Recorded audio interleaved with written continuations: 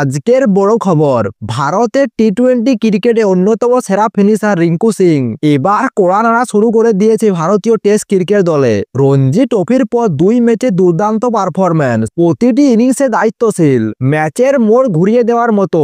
তাহলে কি আমরা টেস্ট দলের জার্সি দেখতে পাবো রিঙ্কু সিংকে? আজকের ভিডিওতে আমরা আলোচনা করব রিঙ্কুর ইনিংস, ক্যারিয়ারের পরিসংখ্যান, টেস্ট দলে তার খেলার সম্ভাবনা এবং বিশেষজ্ঞদের মতামত। চলুন শুরু করা যাক। ভারতের হয়ে টি-20 ক্রিকেটে ফিনিশার হিসেবে পরিচিত রিঙ্কু সিং এবার রঞ্জি ট্রফিও দেখাচ্ছেন তিনি তার রূপ। তামিলনাড়ুর বিরুদ্ধে উত্তরপ্রদেশ টিমের হয়ে খেলতে নামে রিঙ্কু সিং খুব সুন্দর খেলেছেন, 176 রান করেছেন। দিনের শেষে 98 রানে অপরাজিত ছিলেন। পরের দিন সেঞ্চুরি পূরণ করে আবারও এগিয়ে যান তিনি। 247 বলে 17টি 4 ও 6টি ছক্কা মারেন। তারপর তিনি 176 রান করেন। এটাকে নিছক বড় ইনিংস বললে খুব কম বলা হবে।